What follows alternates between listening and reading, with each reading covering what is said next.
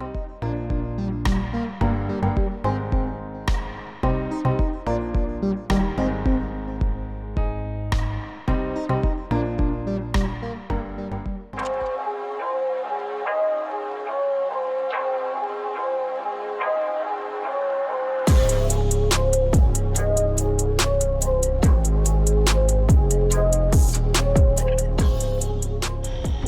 going on, everybody? Been a while. Been a week. Well, just over a week I took off. Of course, for y'all it'll be, it doesn't seem like that because of the way my videos come out. But yeah, it's been a week. Today's Monday the 28th. And we got screwed. Not really screwed. I mean, stuff like this happens. But I had a load for Landstar, oversized, running up to Oklahoma. Paying pretty decent. $2,000 on 390 miles. Got over here. Waited for about an hour and a half to get loaded. And then they come back over and said, hey, sorry, but that load left out Friday. So we're trying to find another load right now. There's loads on the board, but they're kind of cheap. Down around 250, 230, 250. There's some decent loads paying pretty well going up to Utah, Spokane, Washington, stuff like that. But they have that big storm front moving through. They're supposed to dump a lot of rain and snow, so I would rather try to stay out of that. So trying to figure out what I'm gonna do right now.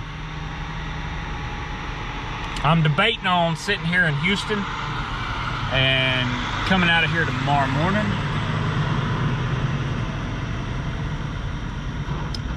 or taking a short hop and put money on the truck today and to somewhere like Dallas or Waco, Austin, San Antonio, and then leave out in the morning. So yeah, this sucks.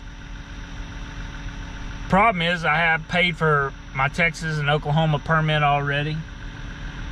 Landstar is supposed to be getting me a tonneau.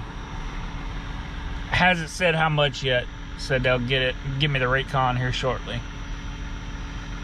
So hopefully it's at least 300 to cover the 140 for the Texas and Oklahoma permit, and plus my time coming over here to Houston. So yeah, that's the situation we're in now. Like I said, I'm scouring the load boards. My dispatch is also doing the same. Just trying to put something together, figure out what we're gonna do, but we'll see. I'll let y'all know here shortly. All right, so we found another load. We're gonna short hop. And here's what I don't understand with truck stop. I'm looking at loads that my dispatcher, I'm on the phone, my dispatcher's on the computer. I'm finding loads that he's not seeing on the computer. He's set up exactly like I'm set up, but I'm calling off these loads that's not on the computer. It's not showing up. There was another one, right? Every now and then I like to act like I'm a non-CDL just to see, because there's a load going to Arkansas paying like $3.24 a mile, but it's oversized and it's only 6 foot long, 9'6" wide, and 4.5 foot tall. It shows up on the load board when you put your weight at 10,000 and less. But if you move it up to 25,000, it disappears. It's not on there. You can't find it. So I don't know what's up with truckstop.com, and I don't know. And this isn't the first time this has happened. We've gotten into situations like this before where we're both kind of scurrying around, looking on the load board, trying to see if we can recover. And I'm finding loads. I'm saying, you know, I'll ask him, I was like, what about this? Such and such to such and such. And he's like, dude, it's not on here. It's not on the computer. So I'll have to give him the number, you know, where it's picking up, where it's dropping. That way he can tell them. You know, it don't work out. Okay, what about this one? You know, here to here. Again, it's not showing up. So like I said, I don't know what's going on with Truck Stop. This has happened several times in the past, like over the past year. Things will show up for 25,000 and under on mine, the app, that won't show up on the computer. But I could see everything he's calling out on the app. And then the other thing, like I said, every now and then I like to go, you know, maybe run some partials. So I'll drop the weight from like 10,000 and under, act like I'm a non-CDL hotshot. And things will pop up under that won't pop up when you're looking for 25,000 and under. So I don't know. Anyway, we're going up to Jacksboro, Texas, which is just northwest of, just outside of Fort Worth. Picking up here right down the road from what it sounded like when we were on the phone with the broker. $1,200 on, heck, I don't even remember the mileage now, but it's 364 mile. Just a short hop up there. It's 26 pallets. So it'll be a decent amount of strapping, but no tarp, no nothing. Just go get loaded, strap it, and then shoot up there. I'll unload first thing in the morning, and then they will be working on getting me a load out of the Fort Worth, Dallas area. So this is nice. Only 6 miles down the road.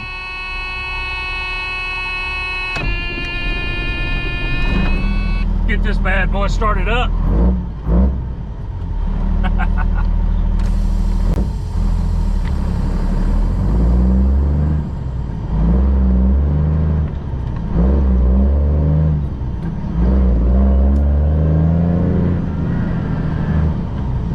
I don't know if I told y'all.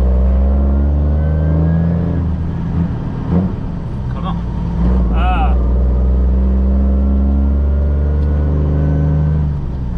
I'm getting paid. Insurance called the other day. Let me remind y'all, I've been dealing with the person that I got in the accident with.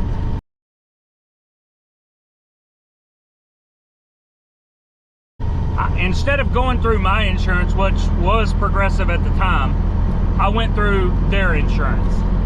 So everything kind of went on hold as far as payment for the damage because she had a lawyer. But her insurance called last week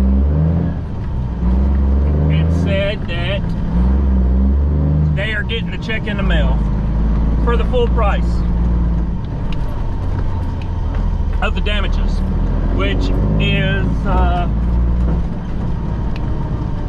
hold on just a second.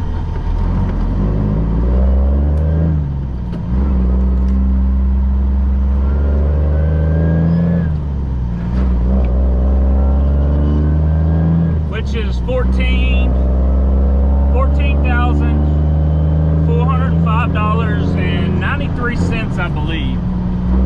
So, yeah.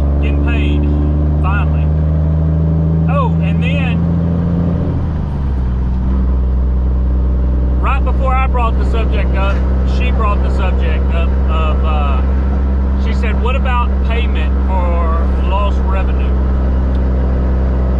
I was like, I'm glad you asked. So, what I did basically, or what I'm in the process, well, I've already pulled the report. I pulled the 6-month P&L report, the previous 6 months P&L report, and averaged my weekly, basically got my average weekly revenue off of that report, which is like, I think it's just over 7,000, I believe, 7,000. I may be a little off. That was several days when I did it, but so that's getting sent to her. Basically, I need to go back to my body shop and get a estimation on time down for repairs to get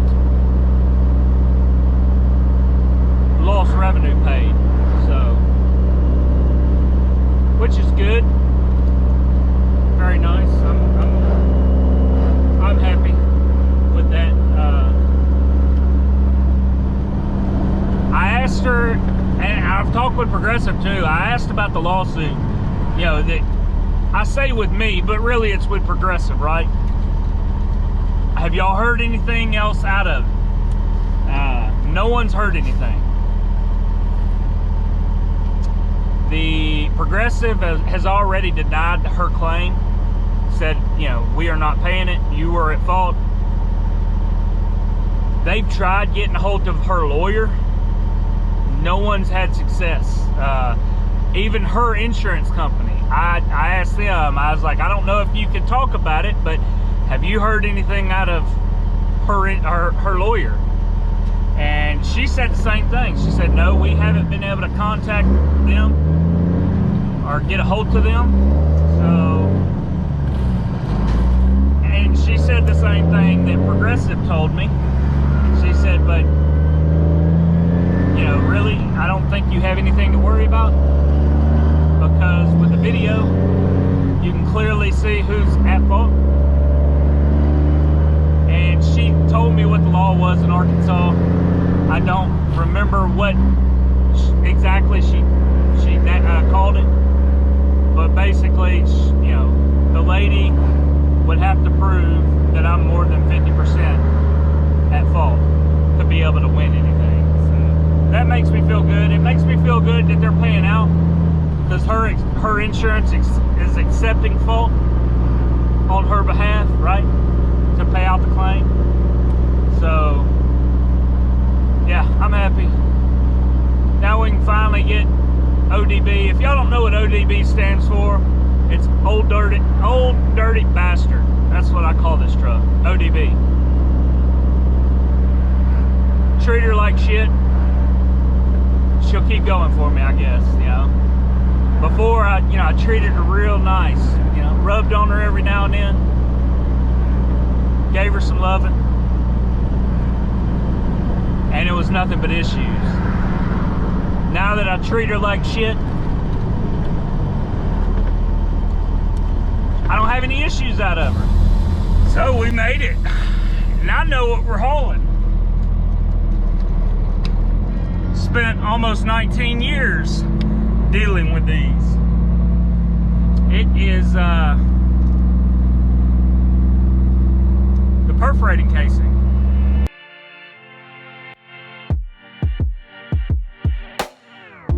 There's a world inside my head. I get lost in it from time to time. No one has a spare key. Alright, we are loaded, strapped down, ready to go. Kind of go over with y'all how I strapped it, my reasonings behind strapping it, and I mean, y'all can tell me what y'all think. Maybe, you know, y'all would have done it different, but for one, I didn't have enough straps to go 2 per. I wouldn't have went 2 straps per pallet anyway, but I have this up front. I ran this around the front. That way it don't shift that way. That's just for my protection. Get a better view. Like I said, it just comes around, kind of holds it from going that way into the cab, which this ain't that heavy. This has charge tubes. It has charge tubes in it. No, it's the tubes that these go into. I don't even know if I could say that on YouTube, so this video may be getting taken down. But anyway, that's what these three boxes are right here. I don't know if you can see inside there, but them tubes go into here. These are 1 foot carriers. The boom booms go in, get loaded into them tubes, along with the boom that makes the booms go boom, if you catch my drift. Like I said, I don't know if I can say the E word on video, but them go into here. These get screwed together with subs and get sent down hole. I put 2 here because there is a gap here, so technically there's not a header board right here, or a bulkhead, I guess you could say. If they would have bumped it all the way up to the front, then this could have been 1 too. But 2, then 1, 1, 1, 1, all the way down. These are less than 1,100 pounds, so we're good as far as, you know, securement goes, according to the FMCSA. I put 2 here. Yeah, obviously 2 on the rear, but I also put 2 here because technically, I guess, you know, I don't know if they would, but they could say, hey, you don't have 2 here, so you need 2 here. You know what I mean? You don't have 2 pallets right here butted up to these 2 pallets, so you need to have 2 straps here also. They may say it, they may not, so I just went ahead and threw an extra strap right there. So 2, 2, 1 all the way down, 2 in the front, 2 and 2. That one up there technically only needs 1 because of the weight, but I went ahead and threw 2 on it. I'll have to hop up there, see if I can give you all a better look of it real quick. Oh, don't have much room. All right. So yeah, the shaped boom booms go in here. This is a 2-shot, a 1 foot 2-shot gun, and there's caps that'll go on the end also that line it up inside there. But you have the 2 boom booms that perforate the well, and then you have the boom that sets the 2 boom booms. sound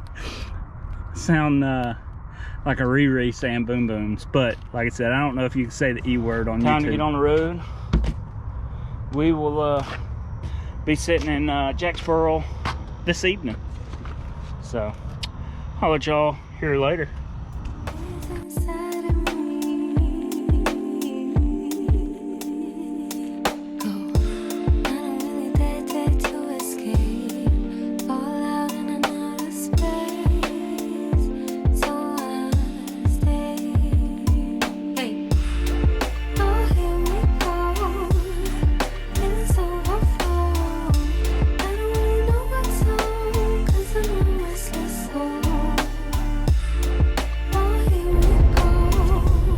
So we made it.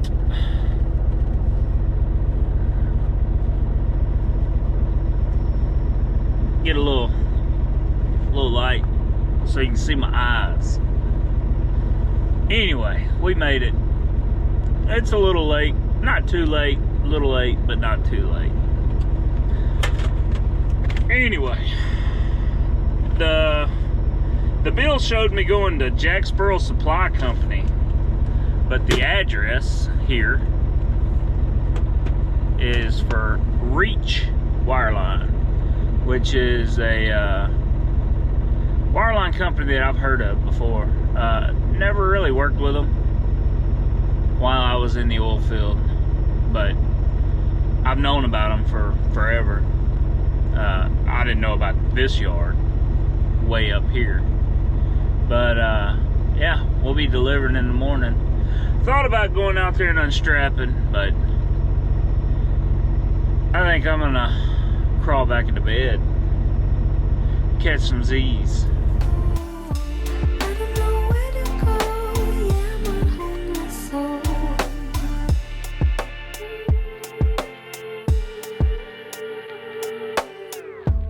There's a war in me tonight.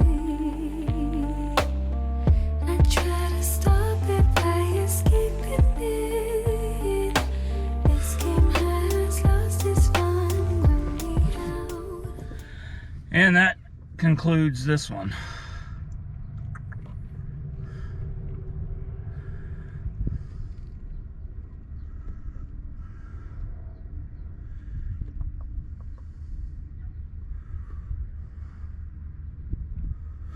Now we got another load coming out of Farmers Branch, Texas. Let's see, 13801 Senlick Drive. 13801 Drive. 74 miles away. So picking up an oversized going to Kansas City, Kansas. Yeah, Kansas City, Kansas. So I think it's 11 foot 1 inch wide, I believe is what it is. So anyway, this one wasn't too bad. This is a nice little recovery for yesterday. Just for the simple fact I didn't want to sit in Houston all day yesterday, or all afternoon yesterday. So this one put money on the truck. Not too bad.